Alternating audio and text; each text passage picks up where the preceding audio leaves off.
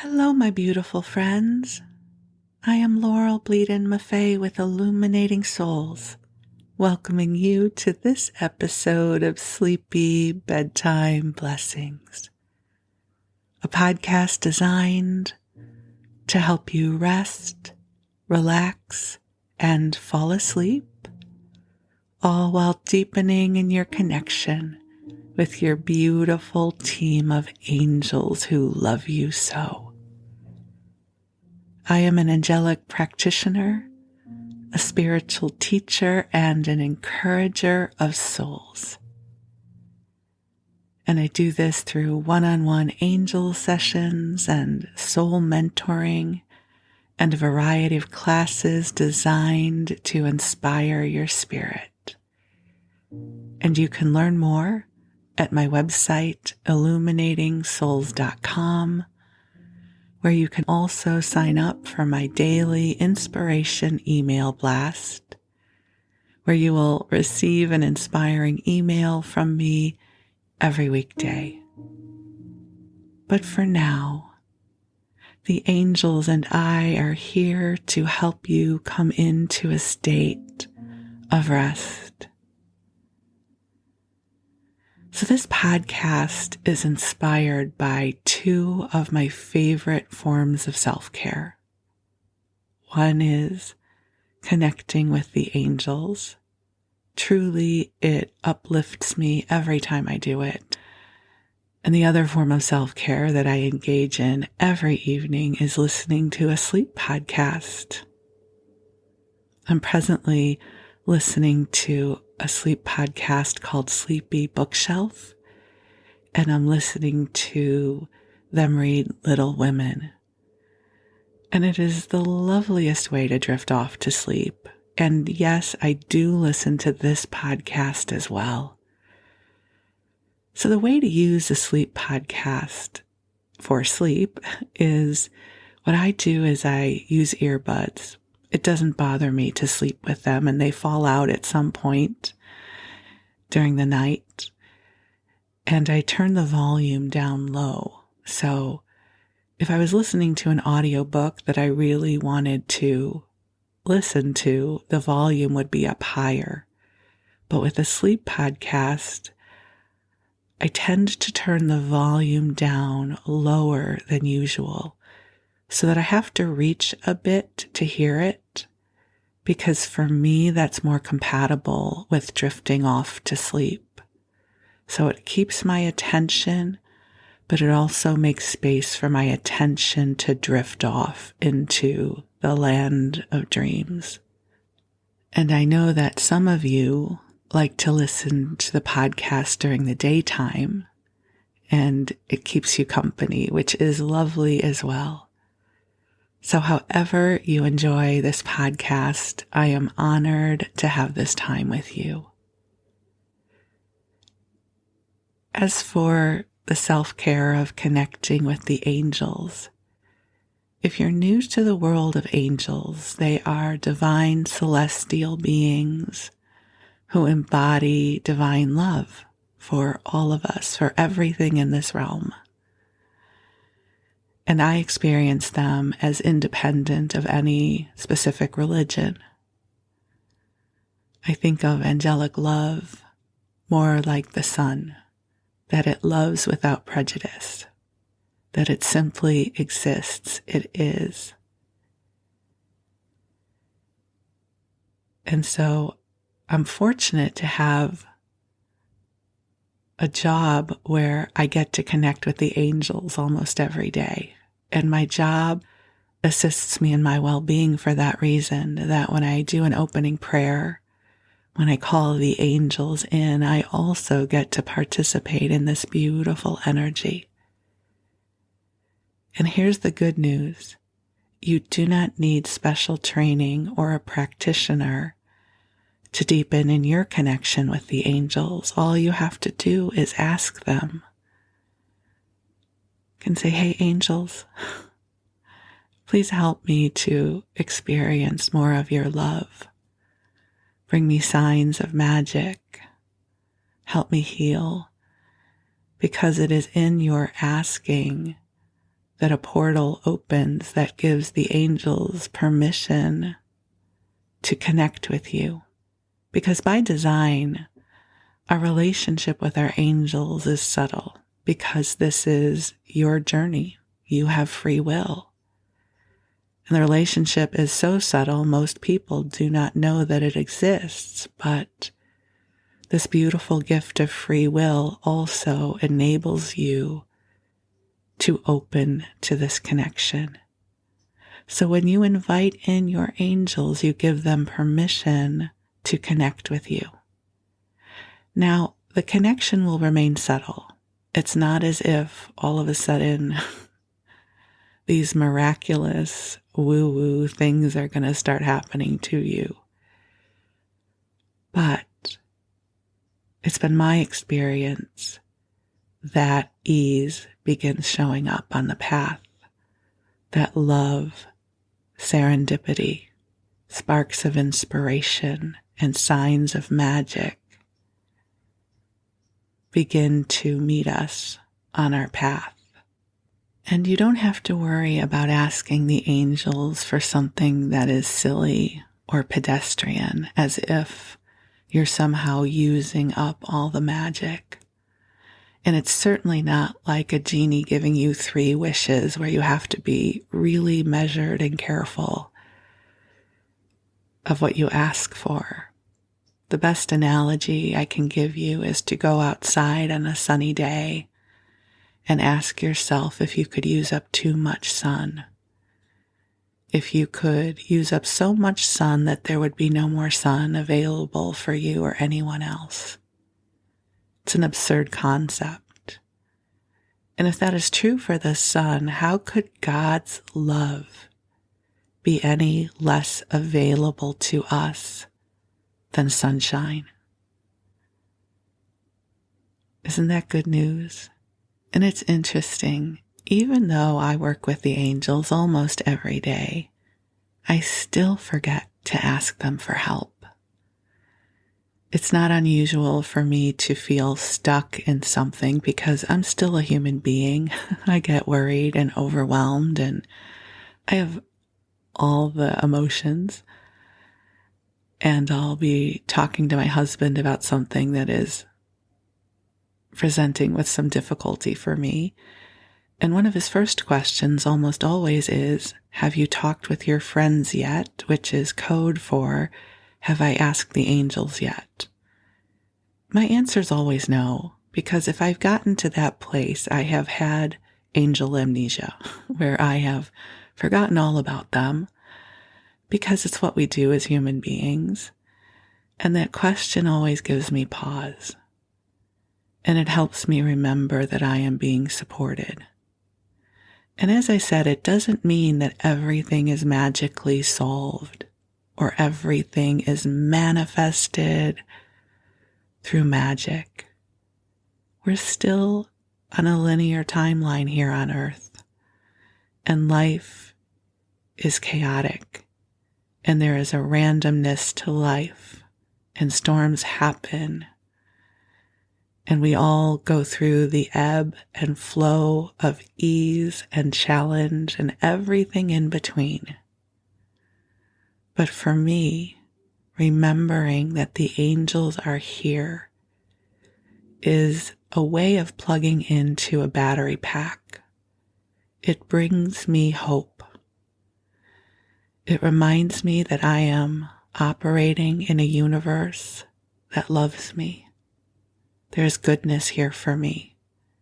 And if that is true for me, I promise you that is true for you as well. And so I invite you to take a nice deep breath in and release. And I invite you to come into an intimate relationship and connection with your angels. Listen, I love helping you connect with the angels, but I also don't want you ever believing that you need someone like me in order to connect with the angels. I model this for you so that you can do this on your own. as well. And yes, it is always lovely to be with you in sacred circle, because I believe that whenever two or more are gathered in the name of the divine, miracles happen. So I am always delighted to call in the angels with you. But I also hope that through this podcast, you are developing your own relationship with your angels, and that you are activating your own muscle memory so that you also remember they are here. Your angels love you so deeply. They have known you since before you were born, and they are here supporting you. And you can ask your angels for help with anything, and they will only support you in ways that are conducive with your highest and best good. So take another deep breath in and just release whatever came before this moment, allowing the love to come streaming in. And if you are preparing for sleep, I invite you to cozy on up and snuggle on in, fluffing your pillows just so, allowing your body to settle in and relax.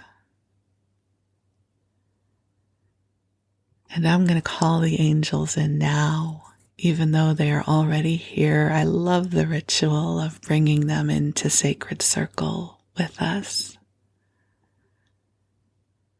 So beautiful angels on high, I am so grateful for this opportunity to come together with you in service to all of our beloveds listening to this message. So angels, I ask that you join us here. I ask that you create a beautiful sanctuary of divine light and love that flows to each of our beloveds. And angels, I ask that you clear from our energy fields anything that is not ours, anything that does not serve the highest and best good, and helping each one of us reconnect with divine source energy as we remember who we are as divine beings in human form. And angels, I ask that you bring healing and light to our physical bodies, allowing our bodies to receive the healing that is available to us.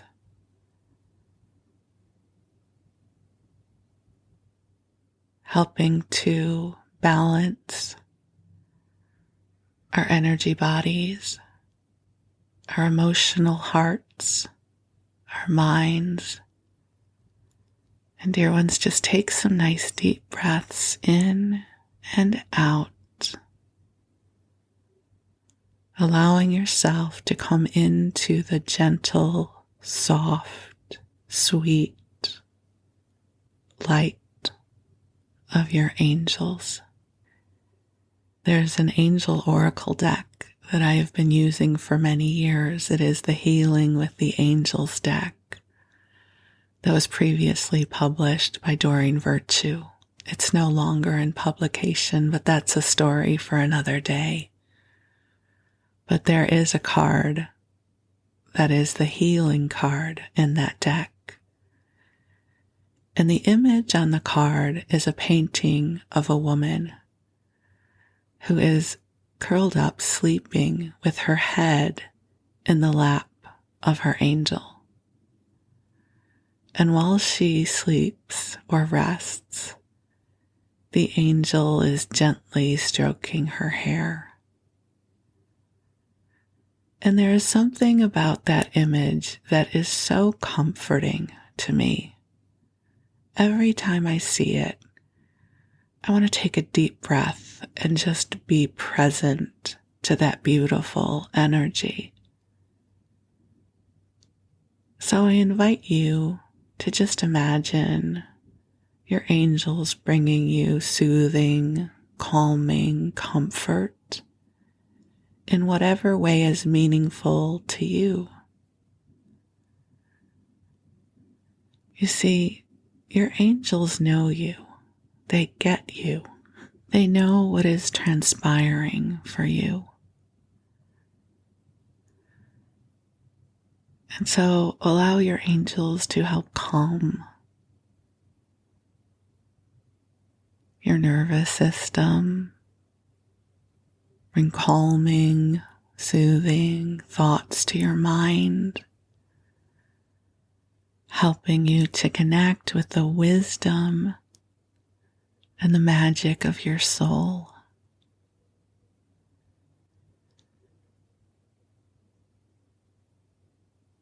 And just take another nice deep breath in. And you have permission to rest. You have done enough for this day.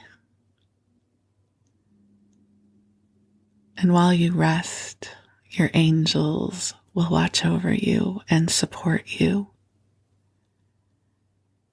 And while you prepare to drift off or to rest, I'm going to tell you a story.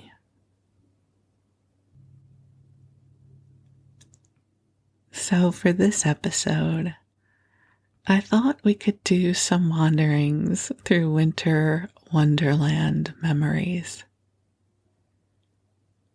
I grew up in Chicago, in Skokie actually, but the Chicago area. And so winter, and I mean the full-blown Currier and Ives winter with snow and cold, was an inherent part of my life until I moved to Los Angeles when I was 23. And so I have lots of jumbled, awesome winter memories that I thought I would share with you.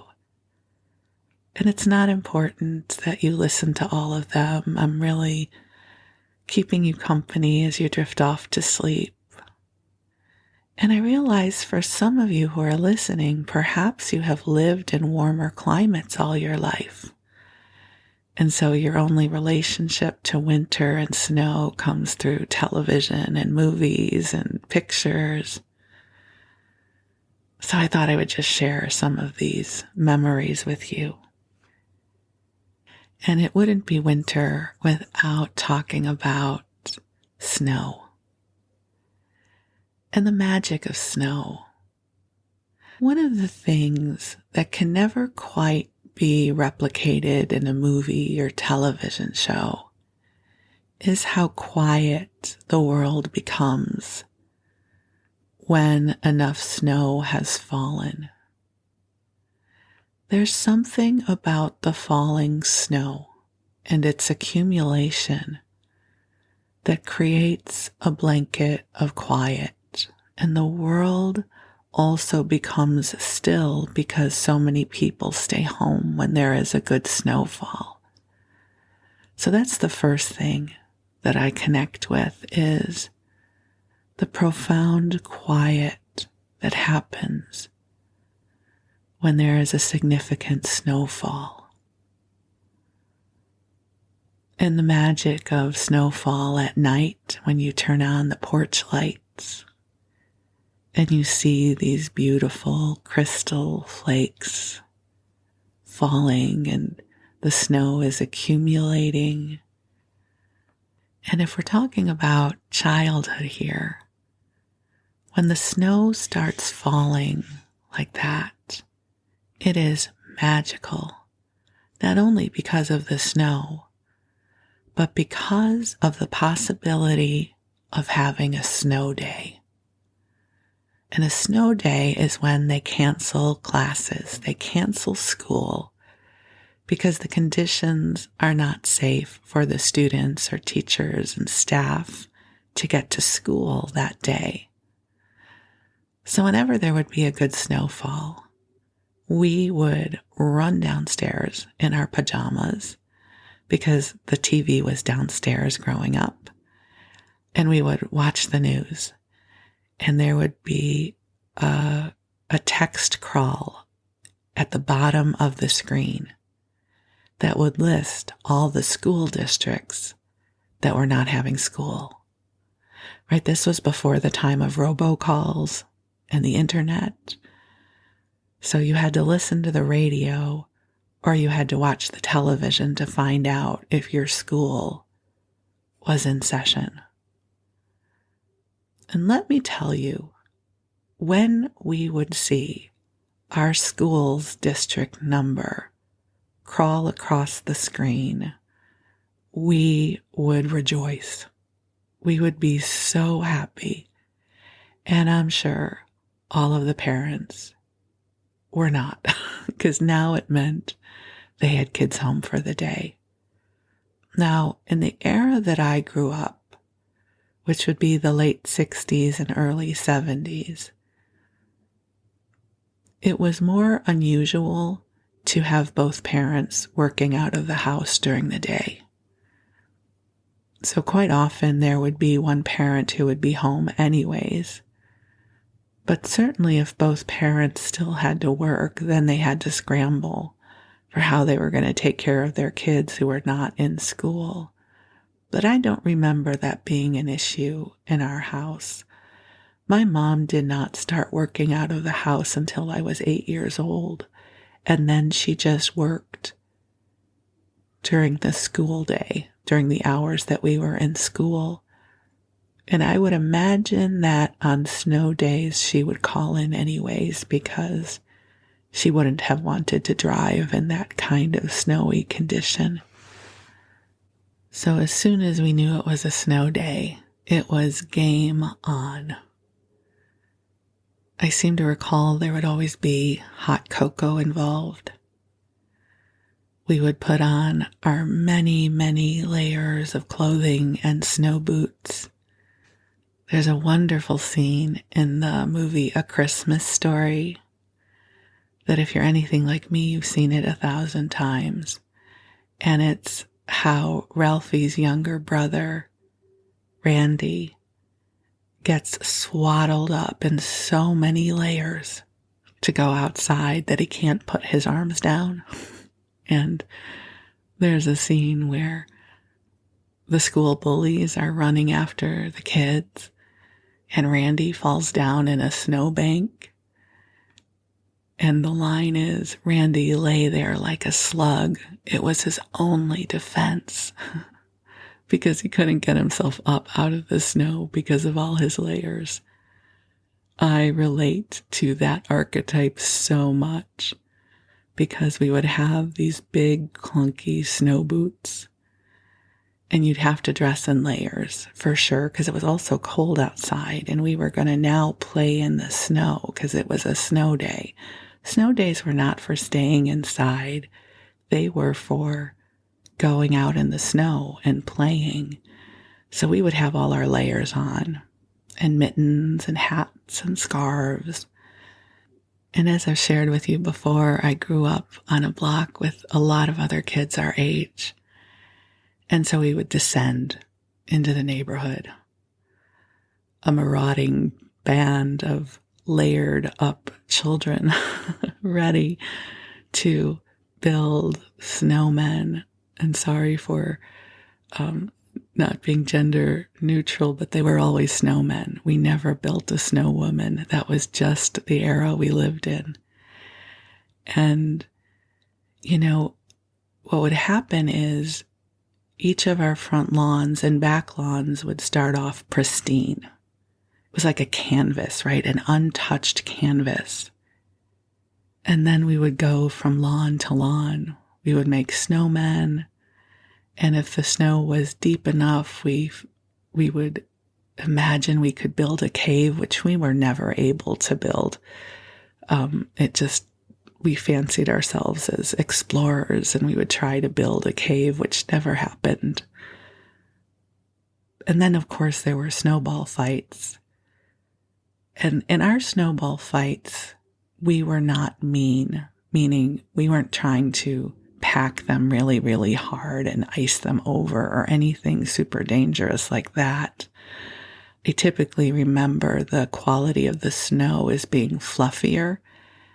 So when you got hit with a snowball, it didn't really hurt, at least the way I played with my friends when I was a kid. And then you could play tag and tackle each other in the snow because you could fall and it wouldn't hurt.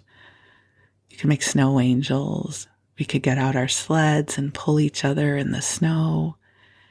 And so it would be interesting to see how each lawn of freshly fallen snow would eventually get trampled as we made our way up and down the block. It was a lot of fun. And then at some point we had to go in and get warm. And my recollection was we each went to our respective homes. We didn't all go into one person's house. And so when you went back into the house, you had to first stomp your boots off so you weren't tracking snow all through the house. And you had to take off all the layers, which were filled with snow. And in our house, you entered right into the living room. There was a tiny short hall. It was more like an alcove. And so we had to be really careful the way we took everything off in that little alcove before we could come into the house so we weren't tracking snow everywhere. And then at some point, there would be the hot cocoa. As I recall, my mom made it in a saucepan, so it wasn't the Swiss Miss envelopes of hot chocolate. She would heat the milk up in a saucepan, and she would put in some Hershey's cocoa mix. And then we would have hot cocoa. We might have soup for lunch. And I was just thinking about our relationship with Campbell's soup. I don't recall my mom making big stock pots of soup. In my adult life, I have made a big pot of chicken soup or vegetable soup. I don't recall my mom ever doing that. I'm not sure soup was one of the things that she made. But I grew up in the era of Campbell's soup. And the thing about Campbell's soup is we could each pick our favorite. And mine was chicken and stars. Like there were noodles shaped like stars. Why would you pick anything else? So I liked chicken and stars. I seem to recall my sister liked chicken noodle, and maybe my brother did too. My parents liked tomato soup, which I didn't like back then, and mushroom barley soup, which I would have never had as a kid, although now I think is delicious. And what I was trying to figure out as I was contemplating the meanderings for this episode was, I don't recall my mom having 4 different pots on the stove because each of our soups would have to be prepared separately. And we didn't have a microwave back then. Microwaves weren't really a thing in most houses. But somehow my mom would make us all soup. And perhaps there was a sandwich involved. I don't remember. I don't have the tomato soup and grilled cheese memory that many other people have. That wasn't something we had. But there would be something warm involved for sure. And then once we were in from playing in the snow and there was a melting pile of slushy clothes and boots in the entryway, we then got to watch television. It was a glorious day, a snow day. And when you had more than one snow day in a row, it was like hitting the lottery. It was awesome. And then at some point, the snowplows would come down the streets and clear a path. But the thing about snowplows is you then had to dig the car out, which was not an easy process, and we did not have a garage back then. So God bless my father. You know, you would think he had 3 children and we would help with the shovel out, and we really never did. Um, you know, sorry, Dad. we were we were not good helpers when it came to chores. So my dad would be out. At some point, he got a snowblower, and that helped. But at some point, the cars needed to be dug out. And just as an aside, if for some reason any of you who've never been in snow find yourself in snow and you need to shovel your car out, please don't think about running or starting your car before your tailpipe is exposed, because that's very dangerous. So see, I'll give you a helpful hint as well. And then once the snow was shoveled, you had to put down rock salt to help melt the ice so that the ice wouldn't accumulate. So it was a whole process recovering from a big snowstorm. But as a kid, it just was fun. As an adult, I haven't lived in an area with big snow in many years. So if I were in a place with snow, I would probably be delighted by it. But it would be because I didn't have to live in it long term. I'll also say traditionally, when being in snowy conditions is portrayed, it tends to involve skiing of some kind and sledding. So I'm going to share with you some of my experiences with both of those things, none of which end well for me. So first, let's start off with the sledding. So in Evanston, which is the next town over from Skokie, where I grew up, there was this hill that was called Mount Trashmore. It's still called Mount Trashmore. I just looked it up. It still exists.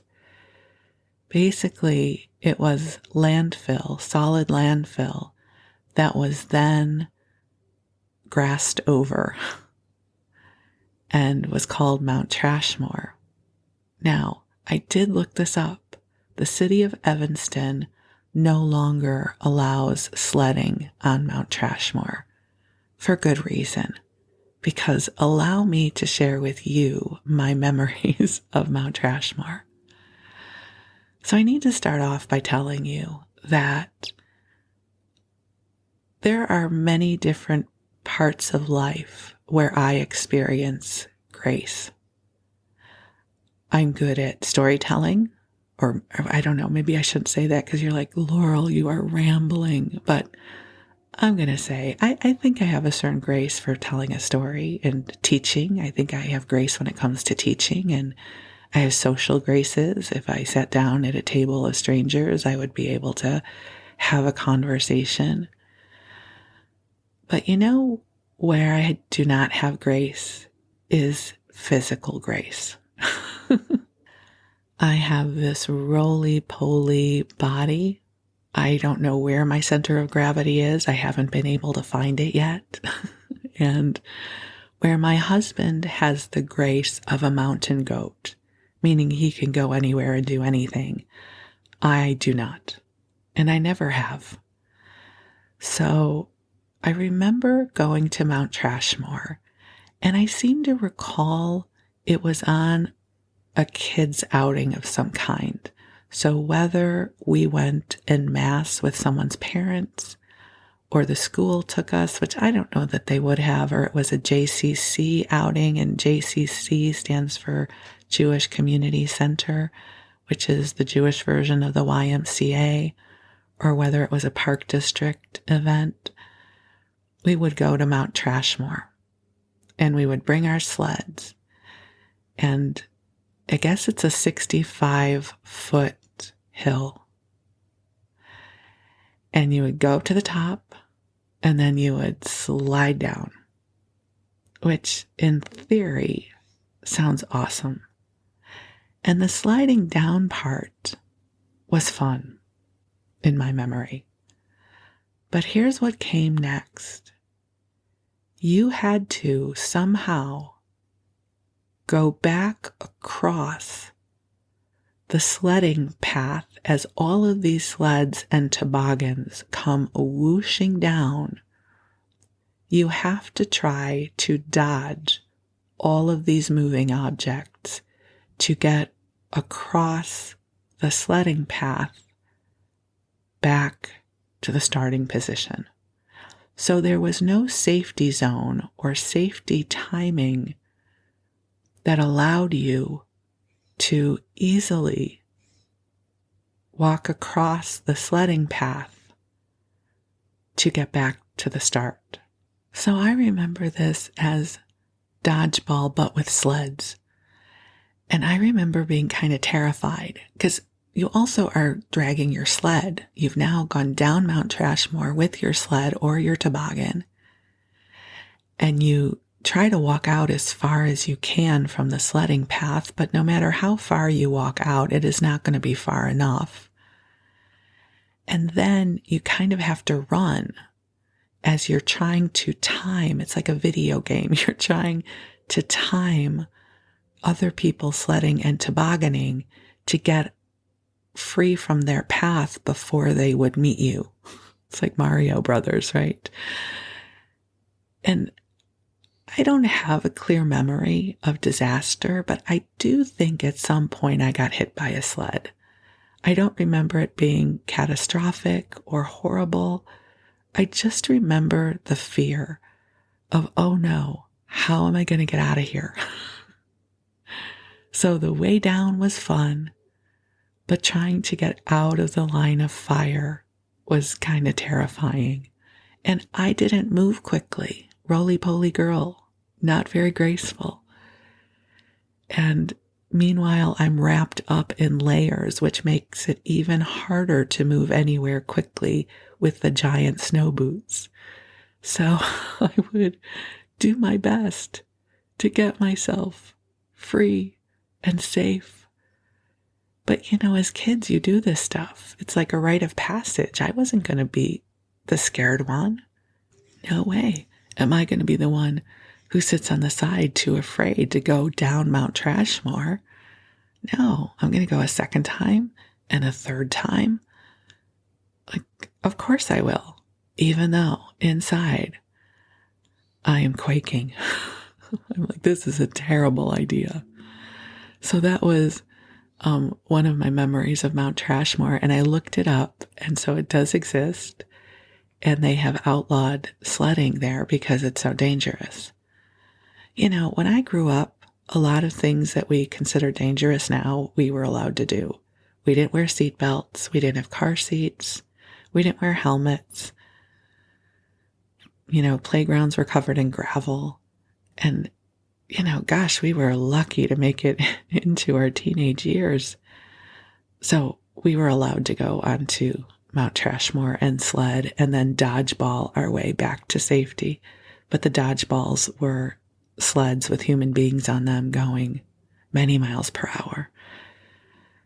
Good times. And then on to skiing. So Illinois is pretty flat. I mean, the one hill that we had for sledding was made out of trash.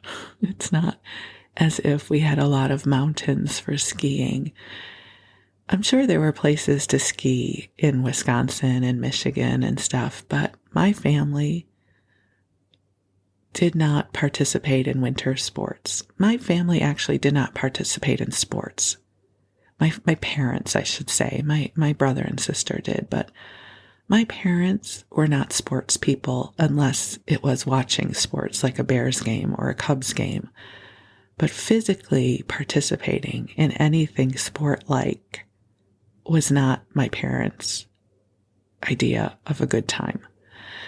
Nor was it mine. We've established that already, yes.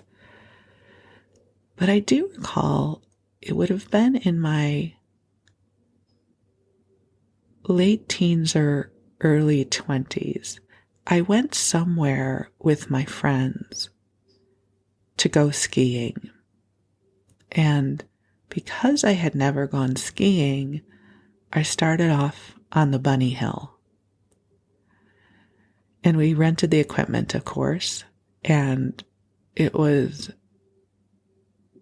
me and a girlfriend I seem to recall was with me on the bunny hill. So I was not alone on the bunny hill. But I was not alone on the bunny hill because there were children on the bunny hill.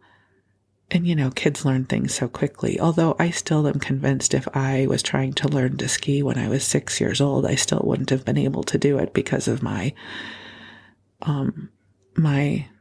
difficult to find center of gravity. So here we were on this bunny hill in this beginner's class, and it did not go well for me. I did not have a lot of ankle strength. But here's the part that was profoundly humiliating and why I never went skiing again.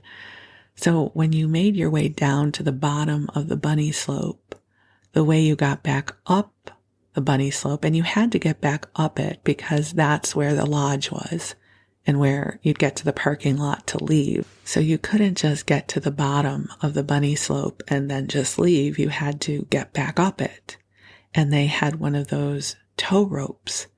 And the way the tow ropes work is you hold on to them with your hands and you kind of sit back a little bit on your bum. So you're kind of squatting a little bit, and the tow rope then pulls you up. But there's no chair involved. You're not sitting on a chair. You're just holding on to this ever-moving rope, kind of sitting back a little bit, sit standing kind of thing, and the rope pulls you back up. Simple enough, right?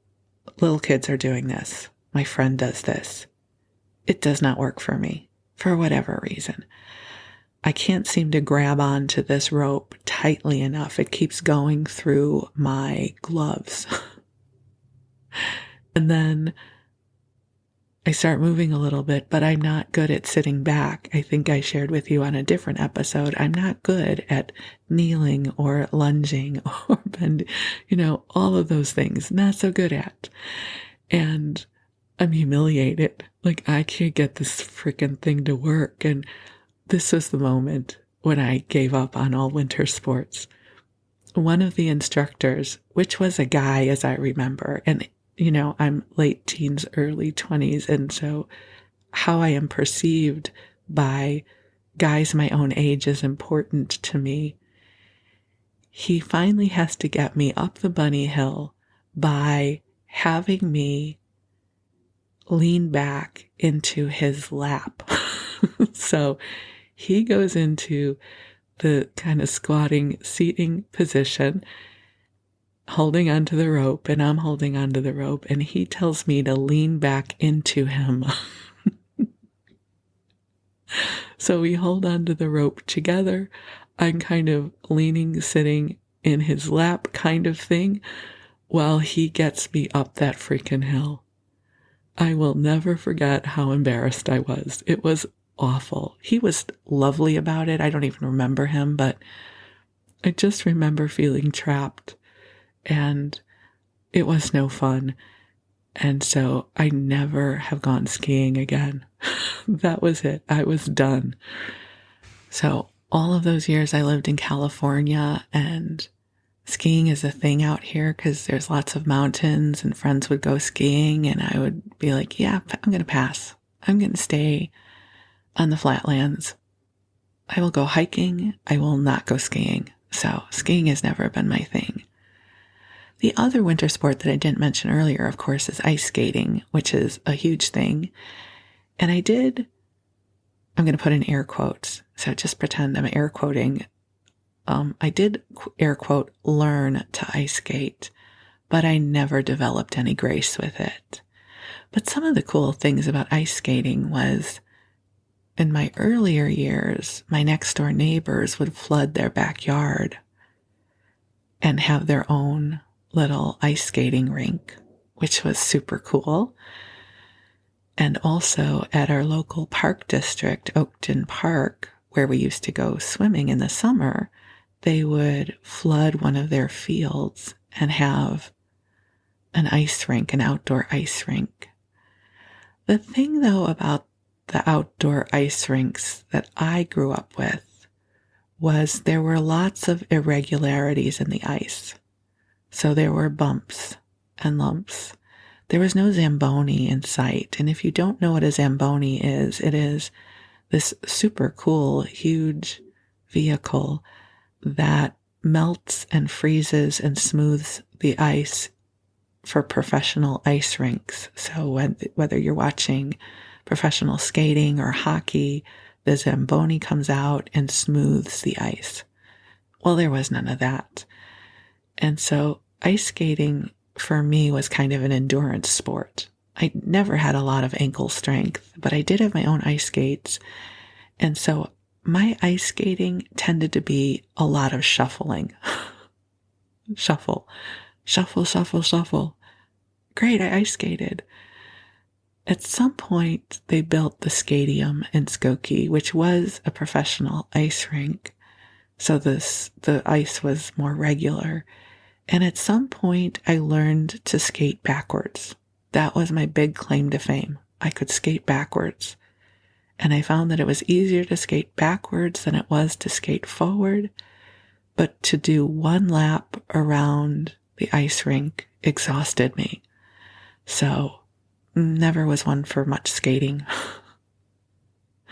Pretty much no sport. Any sport, think of any sport. Yeah, I'm not going to be good at that. So another thing about the winters in the Chicago area was there were times that we would have these bitter freezes, like Arctic freezes. And I went to school at Northern Illinois University. I went there for a year and a half. And that's a story for another day. But Northern Illinois University is in DeKalb, Illinois. And when I was there, I don't know what it's like now, but back in the early 80s, it was in the middle of cornfields.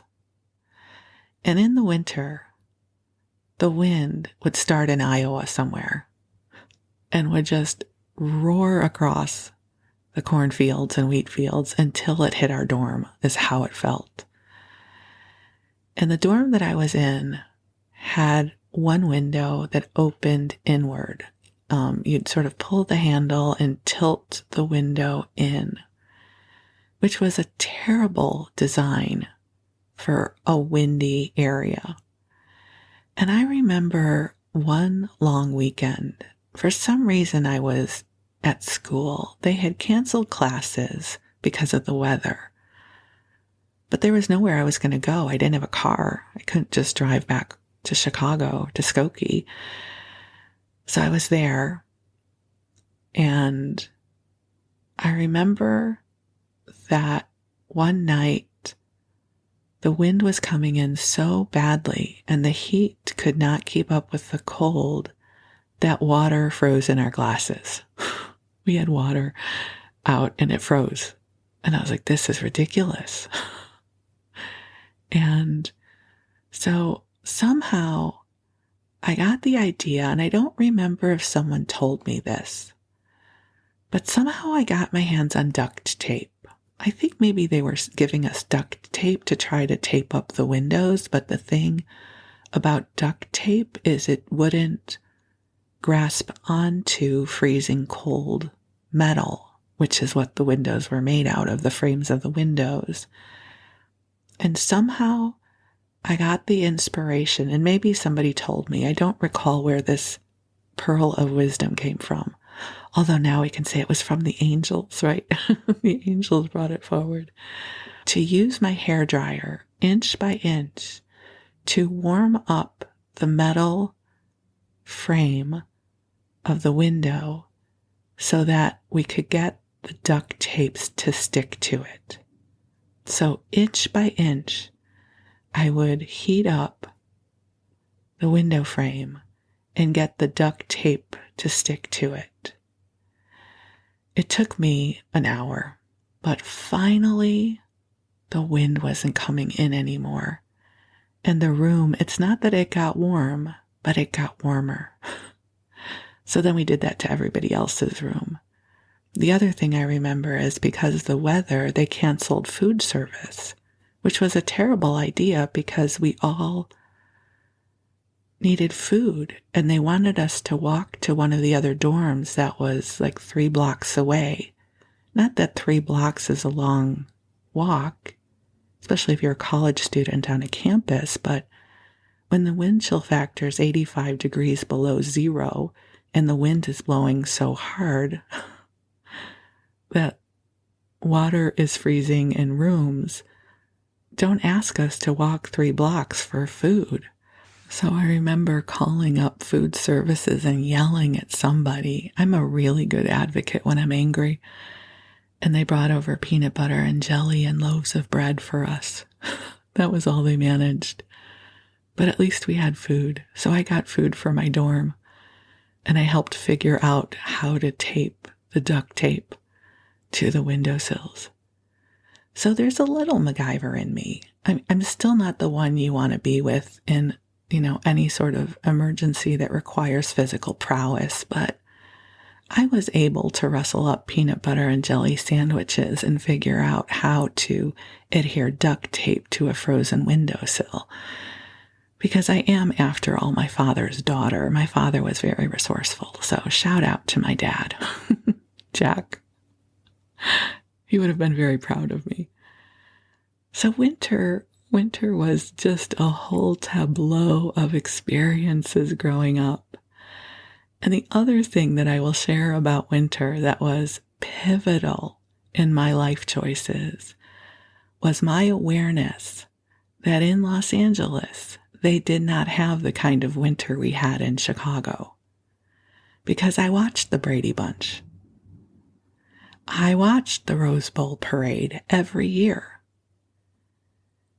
And they were not subjected to the weather trials we had in Chicago.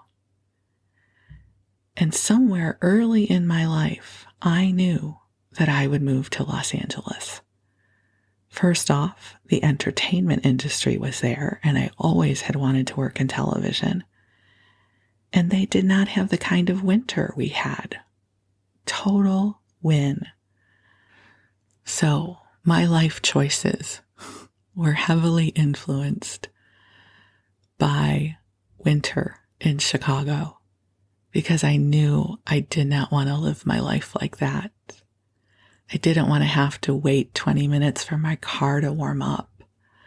I didn't want to have to scrape ice off of windshields, and I didn't want to have to shovel snow. And so as soon as I was able, I moved to Los Angeles, and I have been living in California ever since, except for my 1 year in New York, which is its whole own story.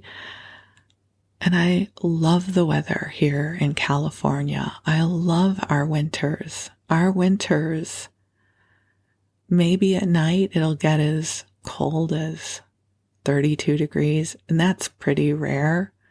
But during the day, our high can be 70 degrees. I don't need a winter coat to go out. I don't need snow boots. I don't need special accoutrement. I don't need special equipment to go out into the world. And it's still cool enough here that we can have a fire in the fireplace, on a cozy day. I can put lots of blankets on my bed. So those are just some of my winter memories. I have many more to share, so we can always revisit this theme another time. But here's my question for you. What are some of your winter memories? Wherever you live, winter happens in its own way, even if the weather never changes, right? It's the time of day, the way the sun goes down a bit earlier than usual. So the angels and I invite you to wander down your memory lane of your winters. And I actually am a fan of California winters. I prefer California winters to the California hot summers. So I'm a winter fan, but a California winter fan. And when I say California, I don't know all of California, because I know there's parts of California that have more robust winters than we have here in the Bay Area. But so far I've lived in Los Angeles and the Bay Area. And I have to say, as a girl born and raised in the Chicago area, I'm a big fan of the Los Angeles and San Francisco Bay Area winters. So I send you winter love. I hope that winter magic finds you wherever you are. I send you cozy, snuggly thoughts. I send you an astral cup of hot cocoa made just the way you like it. And I send you blessings for sweet dreams. So you rest well. I am so deeply grateful for you. I love you very much, and we'll talk again soon. Thank you.